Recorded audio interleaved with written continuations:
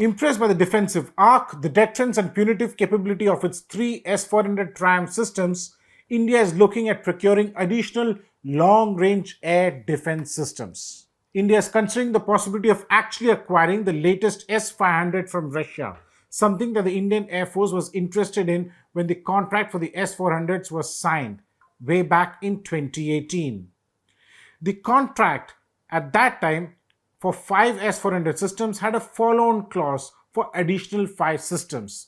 The follow-on clause means that more systems can be bought at the same price or considering any dollar value escalation and inflation cost. The need for more S-400 or S-500 systems is part of the list of capabilities drawn up by the Defense Secretary prior to Operation Sindoor itself.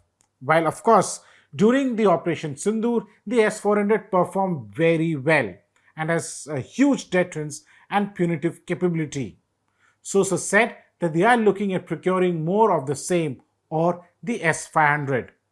Russia, which is yet to deliver the latest remaining 2 of the air defense systems, has promised to complete the contract by September next year.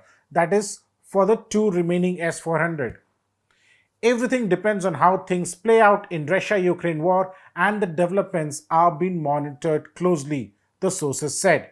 This means that the contract would actually be signed only when the Russia-Ukraine war ends and Russia is able to stabilize its relations with other countries, especially with the US.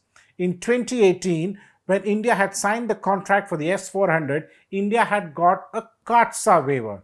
CAATSA was a sanctions regime that was introduced by the US focused purely on Russia. The S-400 Triumph was the most modern air defense system in the Russian arsenal when the contract was signed.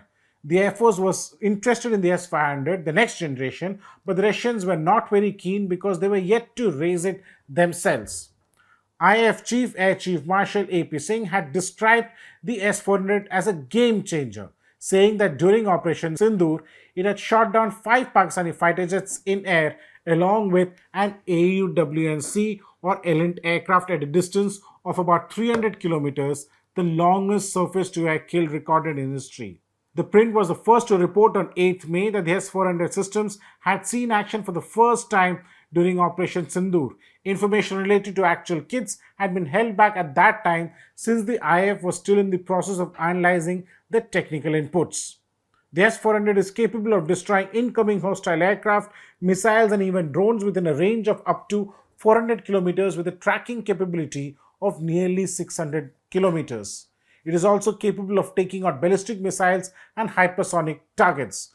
Compared to its predecessor, the S-300, the S-400 has a 2.5 times faster firing rate. Each S-400 battery comprises long-range radar, a command post vehicle, target acquisition radar, and 2 battalions of launchers. Each battalion has 8 launchers, and each launcher has 4 tubes. The S-400 can be armed with 4 different types of missiles with ranges of 400 kilometers, 250 kilometers, 120 and 40 kilometers.